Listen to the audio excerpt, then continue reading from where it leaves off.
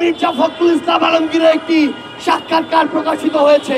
আবার তারা ভারতের সাথে নেগোসিয়েশন করে আওয়ামী লীগকে পিঠ চাপড়ে জাতীয় পার্টির সাথে নেগোসিয়েশন করে তারা কি এই বাংলাদেশে নতুন করে ক্ষমতায় আসতে চায় কিনা?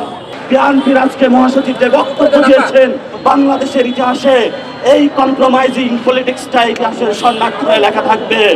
দেশের রাজনৈতিক অঙ্গনে তুমুল ঝড় তুলেছে বিএনপির মহাসচিব মির্জা ফখরুলের একটি সাক্ষাৎকার। ভারতীয় এক গণমাধ্যমে প্রকাশিত সেই সাক্ষাৎকারে মির্জা ফখরুল কি বলছেন, কোন সব বিষয় উঠে এসেছে, সেটি আজ আপনাদের জানাবো। বিএনপি বলছে ফেব্রুয়ারিতে নির্বাচন হবে, এই ব্যাপারে তারা নিশ্চিত।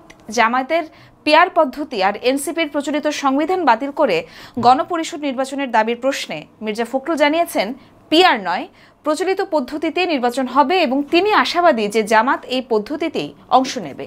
তবে মির্জা ফখরুল এনসিপিকে আর কোনো শক্তিশালী দল বলে এখন আর মনে করছেন না। এনসিপি বিএনপির কাছে আসন চেয়েছে কিনা, এই জবাবে মিস্টার ফখরুল জানিয়েছে এনসিপি চায় বিএনপিকে সরকার গঠন করতে না দেওয়া। তবে জামাত 30টি আসন চেয়েছে আর বিএনপি এত কম একটা সংখ্যা বলেছে যেটা জামাতের মনোপুত হয়নি। জামাতকে বিএনপি কোনোভাবেই মাথাচাড়া দিয়ে উঠতে দিবে না, এই প্রতিশ্রুতিও দিয়েছে মির্জা ফখরুল। কিছুদিন আগে এনসিপির প্রতি পক্ষপাতিত্বের অভিযোগ এনেছিল বিএনপি, তাই ডক্টর ইউনূসের উপর বিএনপির আস্থা আছে কিনা এই প্রশ্নের জবাবে ফখরুল জানিয়েছেন ডক্টর ইউনূস বলেছেন ফেব্রুয়ারিতে নির্বাচিত সরকারের হাতে ক্ষমতা তুলে তিনি অব্যাহতি চান, আর চাপ টেনে নিতে পারছেন না।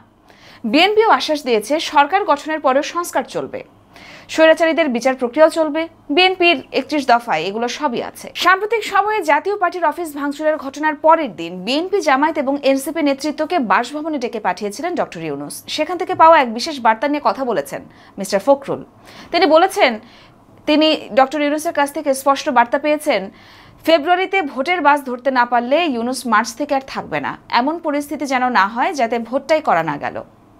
আওয়ামী লীগ এবং তার শরিকদের সাথে বিএনপি নির্বাচনে অংশগ্রহণ করতে চায় কিনা এই জবাবে ফখরুল বলেছেন বিএনপি চায় শুধু আওয়ামী লীগ আর তার শরিকরাই নয়, দরকার হলে জাতীয় পার্টির সাথেও নির্বাচনে অংশ নিতে। এমন স্টেটমেন্টের কারণে ফখরুলকে অনেকেই আওয়ামী দালাল, ভারতের এজেন্ট এসব বলে গালিগালাজ করে থাকেন। কিন্তু জনাব ফখরুল বলেন হাসিনার মতো অপকর্ম বিএনপি কখনোই করবে না। 15 বছরের অন্যায়ের ফল আওয়ামী লীগ পেয়েছে, বিএনপি যদি এমন কিছু করে তাহলে বিএনপিও সেটির প্রতিফলন পাবে।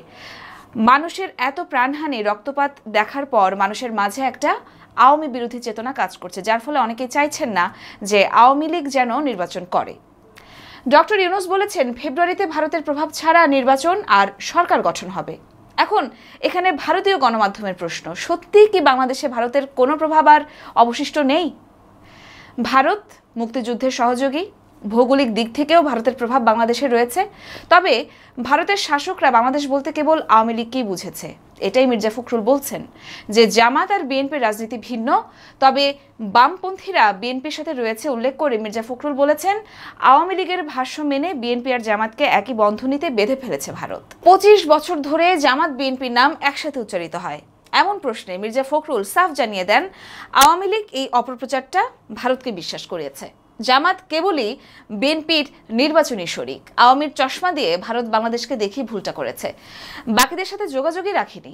আজ আওয়ামী লীগের বিরুদ্ধে ক্ষোভের পাহাড় তীব্র ভারত বিরোধিতায় পর্যবসিত হয়েছে। তবে বিএনপির পক্ষে মির্জা ফখরুল আশ্বাস দিয়ে বলেছেন জামায়াতকে আর সুবিধা নিতে বিএনপি দিবে না। বিএনপি চায় ভারত সবার সাথে যোগাযোগ রাখুক, ভিসা সংক্রান্ত জটিলতা সহ বাংলাদেশ আর ভারতের সকল ভুল বুঝাবুঝির অবসান হোক, এই কামনাই করেছেন মিস্টার ফখরুল। ইয়োর মা শায়ের জাহান, দেশকাল নিউজ।